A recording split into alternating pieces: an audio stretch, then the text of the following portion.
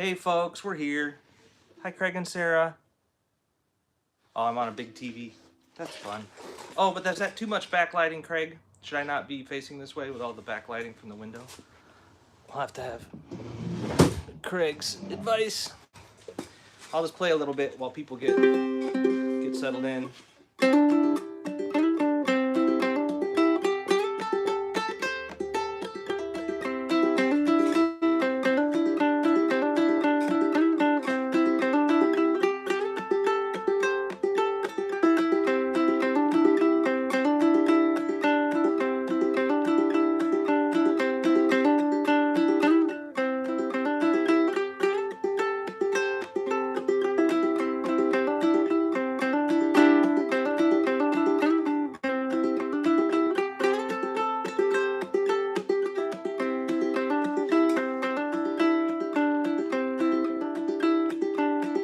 Wish I had some banjo string made of golden twine. Every time I'd play on it, wish that girl was mine. Shady Grove, my little love, Shady Grove, my darling, Shady Grove, my little love, I'm going back to Harlan.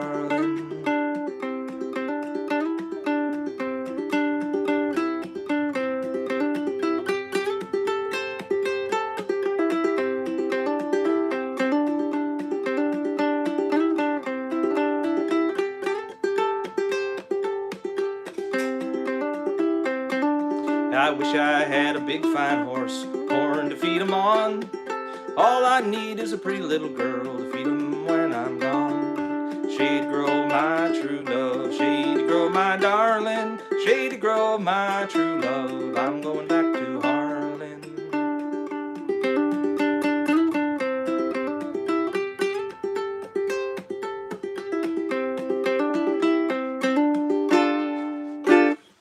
Okay, folks, we're here. Hello. Nicole and Henry, is this too much backlight? Should I move? We have to decide. Well, it's good to see everybody. Thanks for tuning in. As I gathered questions and topics for this event, I realized that a lot of these topics are topics that could be whole events on their own. So maybe we're going to have to do that as we go, because this is a cool, fun platform for us. So it's 5:30 here in Oregon. The weather is beautiful today.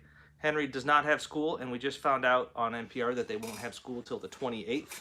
So we're looking forward to embracing this homeschooling thing for a while, because let's stay safe and healthy, right? But most importantly, here's what came in the mail today. At least the CD is here. The book is being printed right now, but at least we've got this. So one more step to this being done.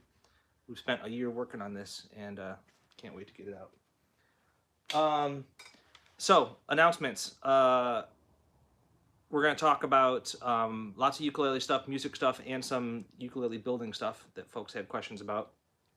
And when you watch videos on YouTube, there's usually a description, and depending how you're looking at your device, you may or may not be able to check out the description. You might have to turn it. The descriptions are usually a little arrow at the bottom.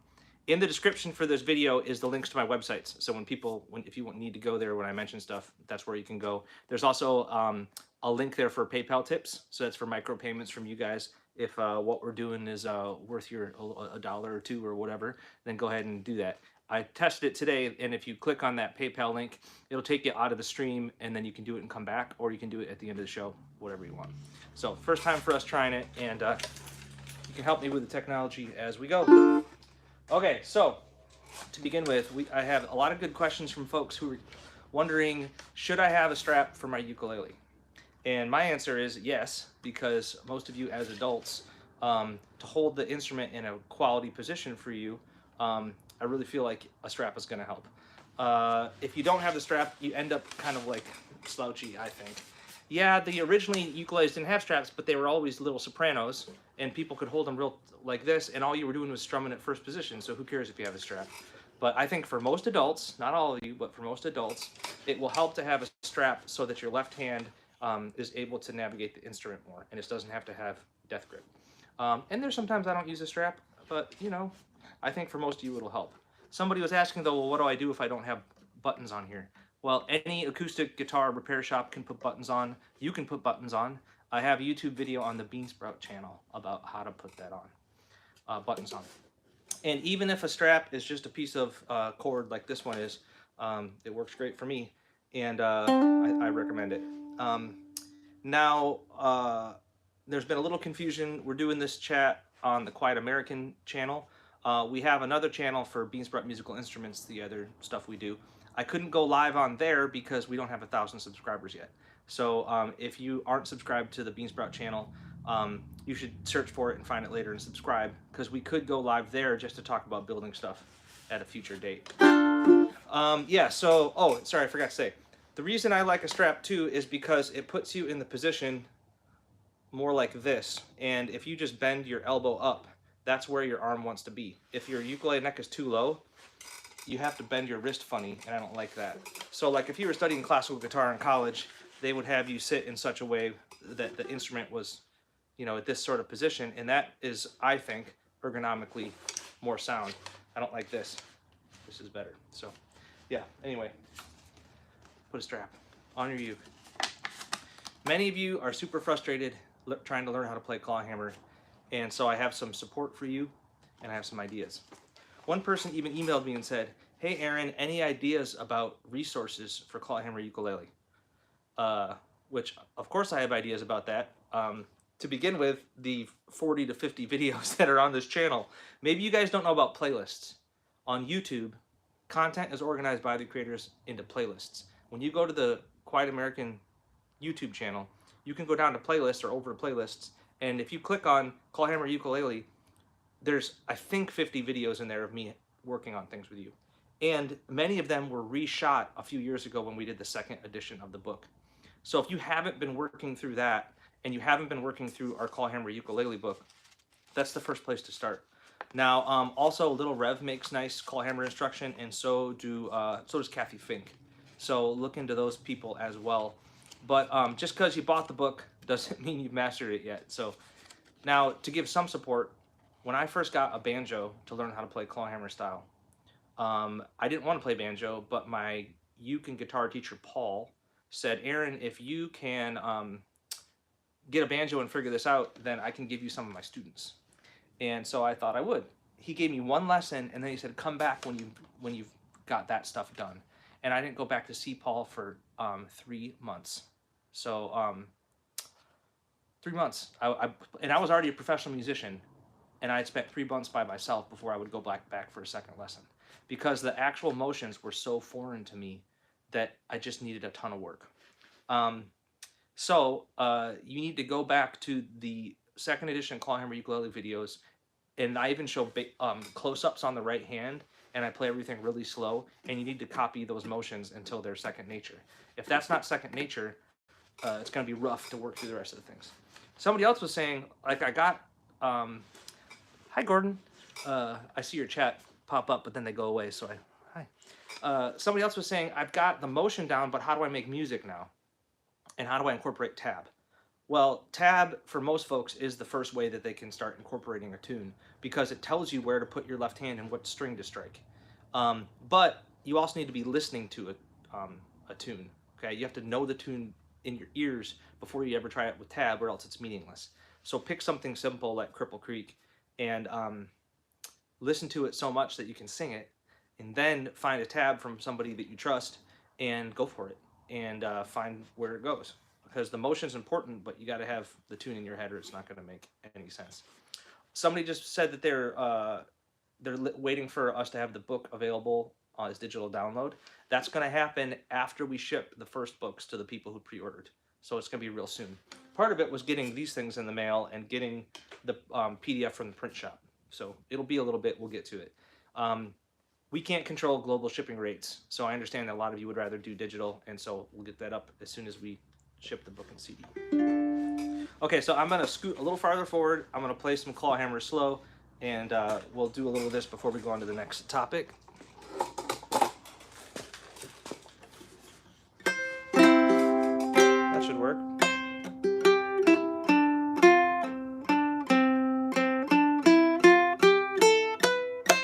So what's frustrating for most folks is that they don't get that the main motion is like knocking on your instrument, tapping towards it. It's not a strum up and down, it's an in and out. And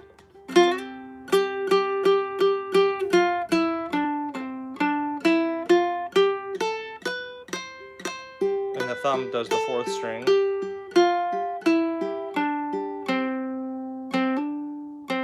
So if I play the tune I played at the beginning real slow.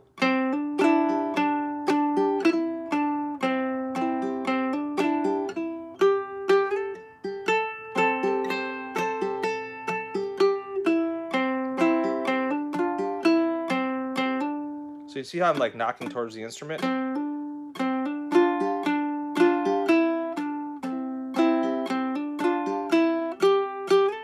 And make sure your thumb lives near the 4th string. I mean, that's the basics, and unfortunately, it's just gonna take you a long time. Like, it's a strange motion, it's not like anything else, but I think the benefits are big, at least for somebody like me who likes that music. If you don't listen to old-time folk music, clawhammer is like a weird, like, what is he doing thing. And that's cool, but, and you can use clawhammer for other stuff, but I'd recommend go listen to that stuff. You know, like I said, Little Rev, Kathy and Marcy, Mike Seeger, the New Lost City Ramblers, Bruce Molsky, you know, any of those things would be a great place to start finding that an ear for that stuff. Yeah, so I hope clawhammer can be in your future. I know it is for many of you. By the way, I have too much to talk about too, so we're not going to get through everything today. Yeah, and everyone's been asking about the picks I use. Hi. Look, Nicole's putting links up.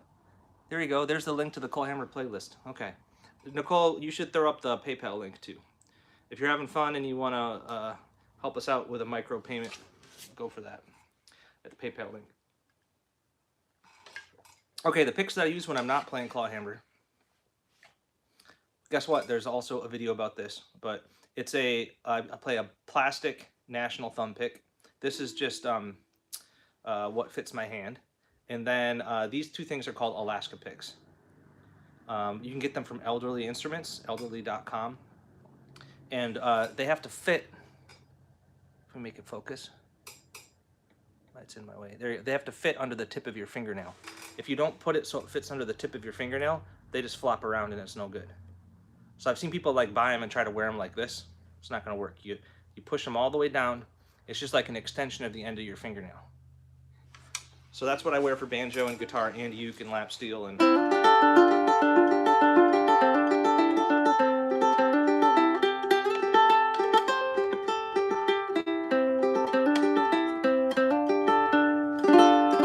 And for many of you, the finger picks probably aren't necessary, but a thumb pick might be fun for you for fingerstyle music, because I think it puts your hands in your right hand in an ergonomic position compared to when I was just trying to do this with my thumbnail, I would have to point my thumb this way. Shout out to Craig, who has that thumb hand position a lot, but I can't do it that way. Craig can, I can't. So I need my hand in this hand position instead of this one, and so the thumb pick, you know, nails that. So Alaska picks from Elderly, whatever thumb pick fits your hand from the guitar store. Ed was saying, well, that he needed tips about just hitting one string. I think he must have been talking about clawhammer. The only tip is that's super hard and it takes a long time. Like, it took me 3 months. Like, hitting the first string is pretty easy. But then when you want to hit the second string, you have to be able to hit the second string, go through it, and stop yourself on the first string. See that? And then third string is the same sort of thing. I hit the third string, go through it, and rest on the second string. And you notice that your hand is then like opening and closing that way. Hey folks. Hi Henry, come here. You want to say hi? Hey folks. Hey folks. We're watching on the video right now. Oh, I know. Now they're watching you on the video. Are you serious? Yeah, I'm serious. Yeah. Do you have anything to tell everybody? Hey folks. Okay. Oh. What are you doing? My dad made me a new bracelet. Oh yeah, look at mine. That has a shark tooth on it. And we're matching.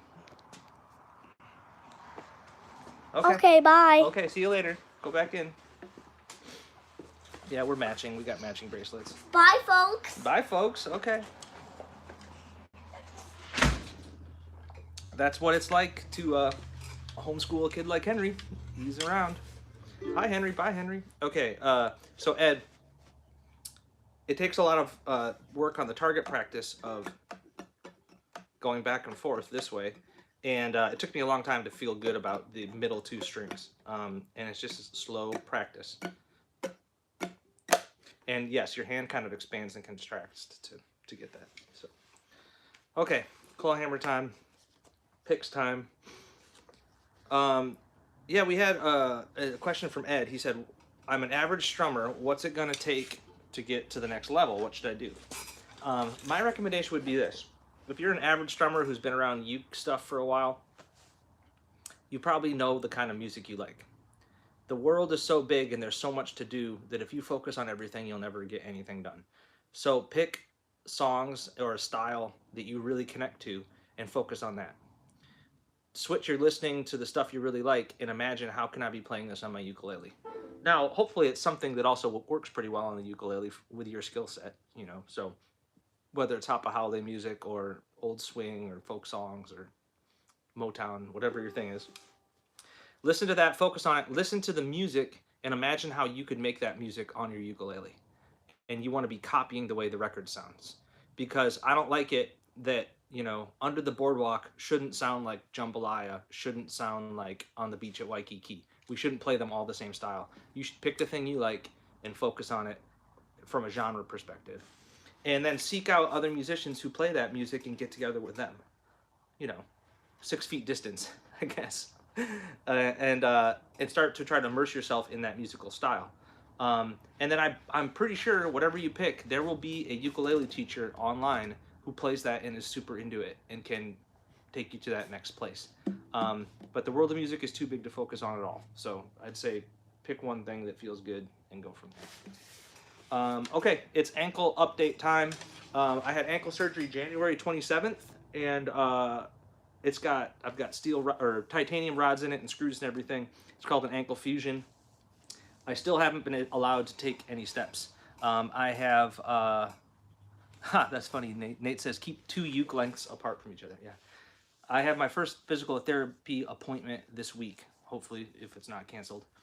And I can start putting weight on it next week. And I don't know how long it's going to be till I can walk more easily again, because putting weight on it means still using crutches in your walking boot. So I'm going to be in the walking boot for a long time. I'm mainly scooting around the workshop on my scooter, and that's the easiest way to get around, but I need to start walking with the walking boot and crutches to build the strength back up in my legs. So everything's been fine with it. It's just been 2 months of a change of schedule and change of life practice, but it's been good for me. Been reading lots of books. I have been busy in the shop for a few hours a day. Not that much. Been carving spoons, hanging out with Henry, watching movies. I was pretty grumpy for the first 3 weeks because I really had to elevate it all the time, but we're doing better now. Maybe Nicole could answer that question if we're doing better now or not, but I'm glad we did it over winter time. So, great song title, The Walking Boot. Well, we could do it to the tune of Walking Boss. Oh, that would be really good. So instead of Walking Boot, instead of Walking Boss, we could call it Walking Boot. So Walking Boss is an old railroad song. You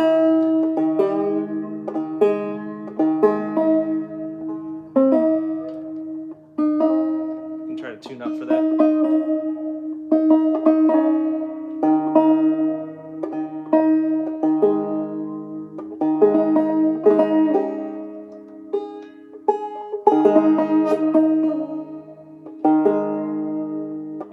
You showed up here just to watch me tune, right? And I was in a weird tuning. I was going to play that song, but...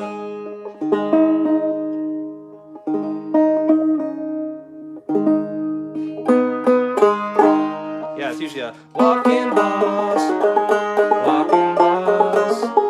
you're the boss, but I don't belong to you. I belong, I can get along, but with this steel driving through,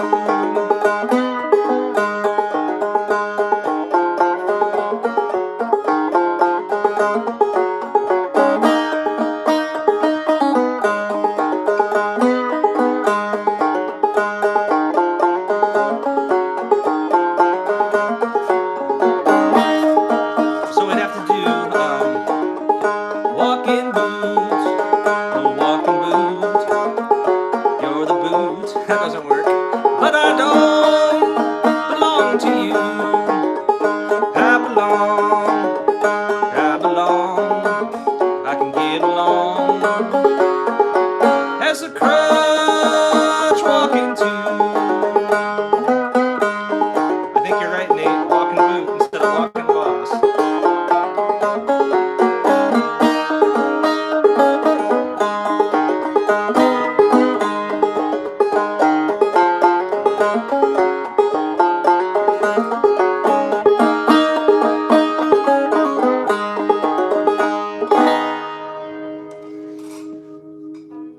Yeah, walking boot. I think we'll do it. Oh, my bridge is in the wrong spot. Let's put that back. So the record I learned that from is Doc Watson. So you should go check that out. We'd love to learn more about the uke hanging over your left shoulder. Which one? This is my right shoulder. This one up here? Is Sarah? I'll wait for Sarah to walk back. Sarah might be talking about the Scout uke. Sarah knows how to do business. Yeah. Nicole just commented as me. That's weird. Yeah, this is on eBay right now. So if you want to get my tuner out. Yeah, this was supposed to go with us to a festival, and the festival's canceled. I mean, as of right now, I think all our stuff is canceled maybe into June. Might go later. So this instrument was supposed to go to a festival, and now it's not. So I put it on eBay,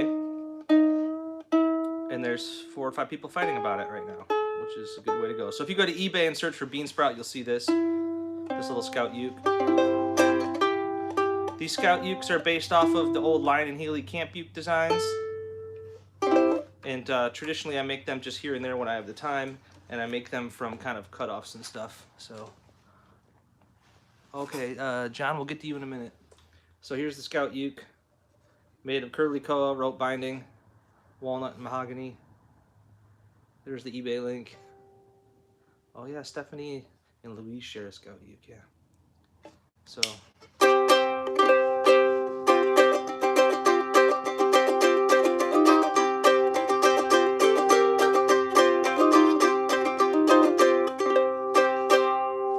Yeah, these are fun. Soprano scale, real small. I like them.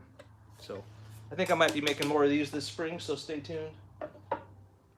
John was saying that he's just got started, just been going 6 months, and he feels like he's stuck.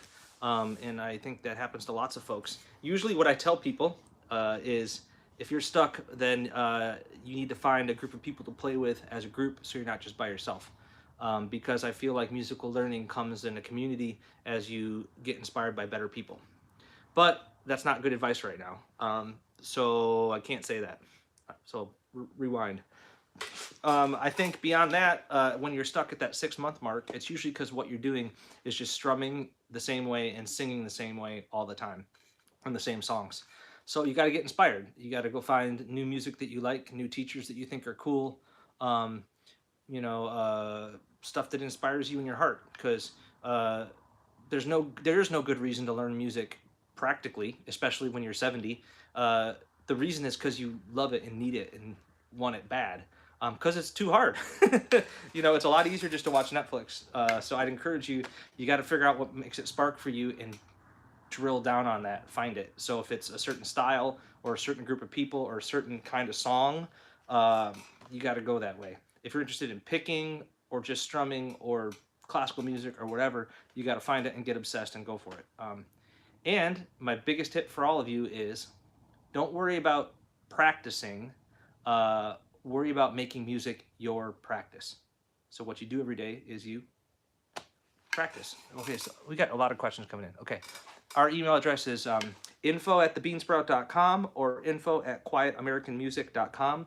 The email addresses also can be found in the if you just go to the websites in the description below, and also our PayPal tip jar link is in the description below. My nails are not that long. They only come just to the edge of here, just to the edge of my fingers. That's because if they go farther than this, they wear off too fast for me, and they also get caught on the tools in the shop. So mine are not that long. See, my first finger is just barely coming over. So that's enough for me. But you'll see me wear picks sometimes. That's not just it's not just to be louder. It's I also just like the clarity of it. So Trevor says, do you have any videos or tips on how to set up the action on a uke? I don't have a video. I have many videos on the Beansprout YouTube page about uke construction and setup. The way to get started though is to find the Ukulele Magazine article about setting up your ukulele. If I remember right, the title has a grammatical error in it. It's like making your ukulele play great or something like that. So go find the Ukulele Magazine, Aaron Kime, ukulele setup article and start with that. And if you're not subscribed to the Beansprout channel on YouTube, go do that. You've got to celebrate when he wants to play outside by himself. Okay. Go find the Beansprout channel here on YouTube, and there's tons of stuff you're going to see about ukulele setup and construction that I can be helpful with. So, and like I said, we need to get up to 1,000 subscribers over there so we can do live chats as well. Okay. Hey, Nicole, can you come grab Henry from throwing the ball at the window, please? Okay, so also for my shoulder, we got 3 stock instruments I'm working on this spring that hopefully you'll be you can check out. Craig and Sarah want to know if there's going to be doing uke building workshops in the future. I don't have plans for that for the main reason that I don't want somebody getting hurt at my shop, and I know I could do a liability waiver and all that, but I'm just worried about people in the shop with me. So I don't plan on teaching uke building. The way I've been mainly spreading info about ukulele building is through my articles in Uke Magazine, and that might go that route in the future with showing people building stuff, but right now, not really. I'm also selfish about my shop time because traditionally, you know, traveling and making music is a very social activity, but being home in the workshop is not. And traditionally, I've relished that alone time. Now, you know, we're going to get a lot more alone time than we want, so maybe things will change in the future. There's always so much to do. My friend Kath wrote my friend Kath wrote me an email because she has trouble with her hands and she no longer can really chord and strum and hold the uke like she used to. And she was curious about setting up her uke for lap steel and using a steel and just sliding around playing melodies. And for somebody like Kath, I would encourage that because you got to keep making music however you can do it. And even if it's not your normal thing, it's still better than nothing. So the thing about the lap uke is it's not designed to make chords anymore, really. And you're just playing melodies. But it's cool to put a record on and just take out your uke set up for slide and put your slide on it and slide around and find the notes. I mean, that's pretty cool. Or if you've got friends playing guitar and uke and jamming, you can slide around and find the melodies and find the solos. And Kath's got a good ear. She's got a lot of music in her brain, so I think she could do it. It would mean though, you know, setting up your uke a little bit different. So instruments like my lap steel or a dobro, where you use a steel bar on your lap, the nut is set up higher. Now on your ukes, you can mess around with a slide, but it doesn't quite work because the strings are too close. So if you take a little piece of like a plastic tubing or a hard plastic pipe, like half a PVC piece or something, half a pen cap, and you put it over this and cut new slots in it, it will raise this up, and then you can use a steel bar or a glass slide or something and try to make music that way. I actually got to play my lap steel again on the new record. It's on 3 tracks. I haven't played it in years because I used it with Boulder Acoustic Society all the time, and it's just been in the corner hiding, but it was fun to get out.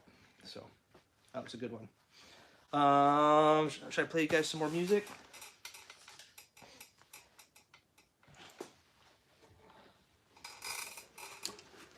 We've got 78 folks. So that's pretty fun. Hi, everybody. Who's that? Was that Allison? Hi, Allison. We're babysitting your uke. It's here safe.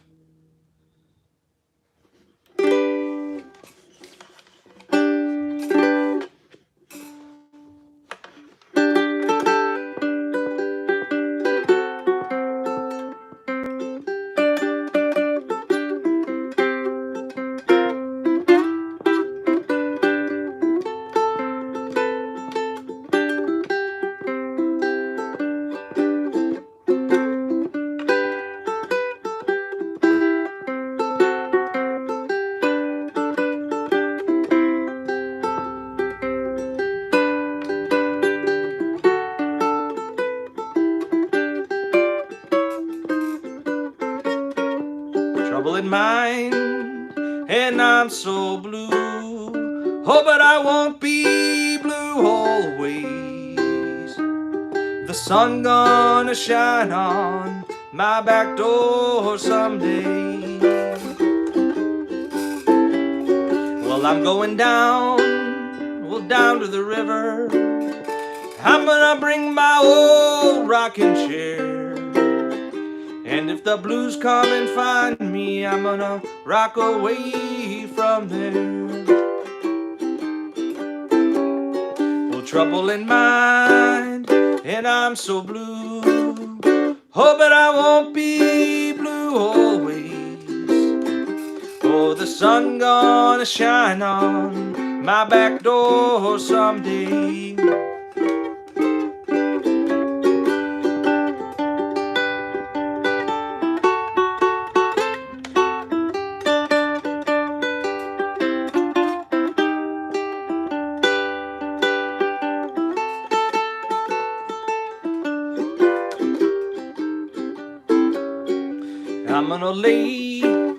I'm gonna lay my head on some lonesome old railroad iron. And if the 219 come, I'm gonna pacify this gentle mind. Well, trouble in mind, I'm so blue. Oh, but I won't be blue always. Oh, the sun gonna shine on my back door. I said the sun gonna shine on my back door. The sun gonna shine on my back door someday.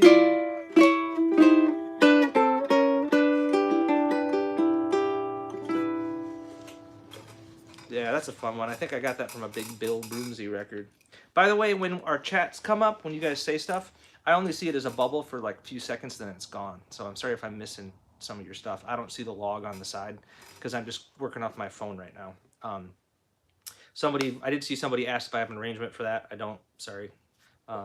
It's just one I like to sing. Okay, I have a CD recommendation for you guys to all look for.